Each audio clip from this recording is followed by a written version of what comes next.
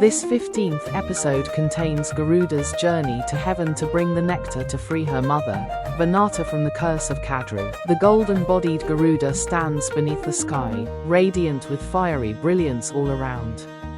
In a solemn and inspiring voice, Garuda vowed he will ascend to heaven and ensure the liberation of his mother from bondage. Aaron, today you shall drive the sun's chariot, and I will set forth on my journey to free my mother, Vinata. Nearby, Aaron is ready in front of the sun's chariot. His brother Garuda placed him as the charioteer. With his left hand he firmly grasped the reins and became the driver of the chariot. Aaron, calm and composed voice, brother, may your journey be auspicious. The duty of guiding the sun's chariot is now upon me. The great chariot of the sun, dazzling and radiant like pure gold. The mighty Garuda, glowing with golden aura, soars through the sky. He flies swiftly, and the heavens tremble with his thunderous roar. The wind rushes like a fierce storm with the beating of his wings. Piercing through the clouds, he advances rapidly. Below lies the boundless blue ocean, where the waves shimmer with a luminous brilliance. Garuda had left his mother Vinata in the midst of the ocean of milk. Vinata sits sorrowful and weary, her face shadowed with grief. In the middle of the ocean lies an island, where Vinata sits. Draped in saffron-color garments, her face bears the marks of sorrow. Garuda descends before his mother. Garuda, in a humble and affectionate tone. Mother, I have sworn to end your bondage. Bless me, so that I may succeed. When Garuda bowed at her feet, her sorrow was somewhat eased. Vinata, with tearful eyes. My son, you are my pride. May the Lord increase your strength. I know you will succeed. She raises her hand in blessing. Kadru, a woman adorned with golden ornaments. Kadru approaches Vinata and addresses Garuda. At that very moment, Kadru called to Vinata and said, "Take me to the Ramyaka island.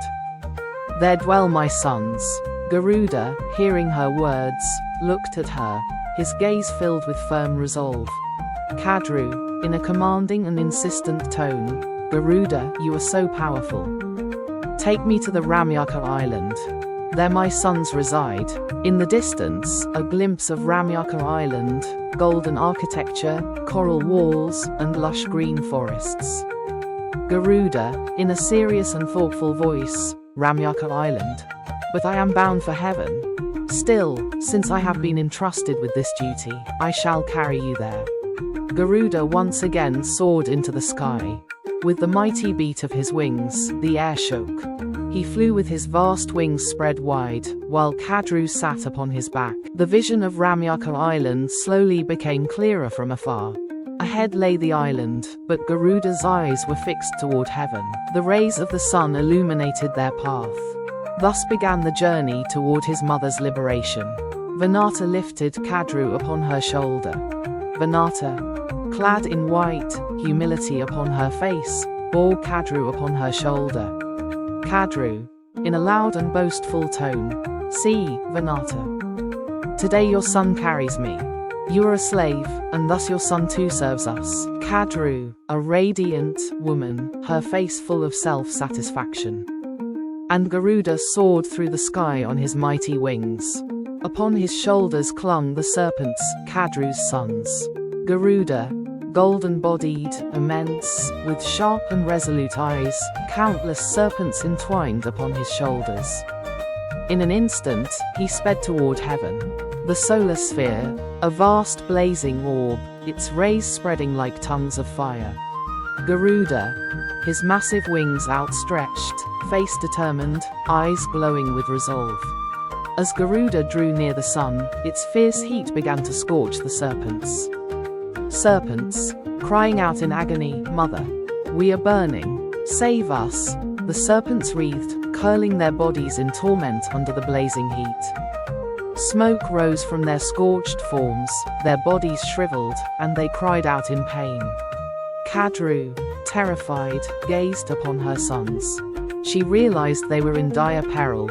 Kadru, in a desperate voice, hands folded in fear, "Lord of the three worlds, King Indra, Protect us. My sons are perishing.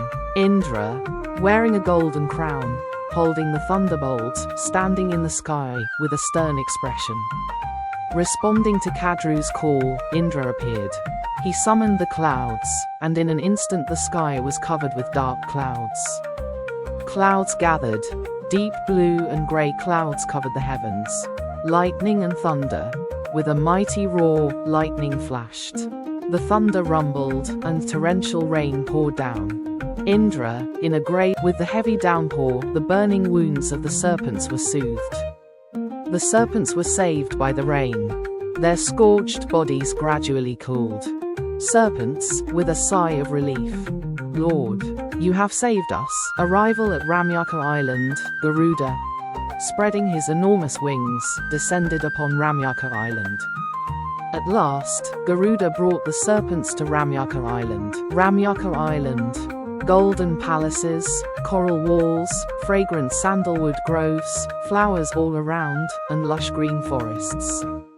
It was a celestial land, palaces of gold and coral, groves of sandalwood, scented breezes, and a wondrous place filled with fruits and flowers. Serpents, with peaceful faces, they moved toward their dwelling. Serpents, joyfully, this is our new abode. What a wondrous land. Kadru, with a smile of satisfaction, seeing her children safe. Kadru, in a pleased voice, my children are saved. Garuda, you have fulfilled your duty. Garuda, in a firm tone, my task is not over yet. Now I must go to heaven for my mother's freedom. Garuda, golden-bodied, with vast wings spread, hovering in the sky. In a strong and firm voice, I have completed my duty. Serpents, sitting on Garuda's back, with satisfaction in their eyes. Serpents, cheerfully, Garuda, you brought us this far. Now let us ride on your back and tour the whole island. The serpents requested him to carry them around. Ramyaka Island. Golden palaces, coral walls, surrounded by green forests. Garuda looked at them and said, Garuda, in a stern voice, I am going to another island. You are safe here, but now I must attend to other tasks. Garuda spread his wings swiftly and soared into the sky. The force of his flight stirred a powerful gust of wind. Vinata, dressed in white, with a pale face, sitting on the island of the ocean of milk. Garuda, descending from the sky, with a questioning gleam in his eyes. Garuda returned directly to his mother. Garuda, in an anxious voice, Mother, tell me, why must I keep carrying Kadru's children again and again? Am I nothing but their bearer? Vinata, in a sorrowful tone, my son, this is written in my fate. I am Kadru's slave, and you are the son of a slave. Vinata lowered her eyes, as if a painful memory burdened her heart. Garuda stared at her in astonishment. In the distance, the waves of the sea gently crashed on the shore. Garuda, looking at his mother with astonished eyes, filled with intense curiosity. He was bewildered. How could the mother of such a mighty bird be a slave? He asked her. Garuda, in a hard voice, mixed with wonder and anger. Mother, how did you become a slave? What happened that made you Kadru's servant? Vinata, with a sorrowful face, gazing at the sea. She, taking a deep breath, in a calm voice. This is a long tale, my son. Once I was equal to Kadru. But because of a wager, this misfortune befell me. Garuda kept staring, uncertainty shining in his eyes. Background, the twilight sky, with the sun setting, painting the heavens with red and golden hues. Flashback to the past.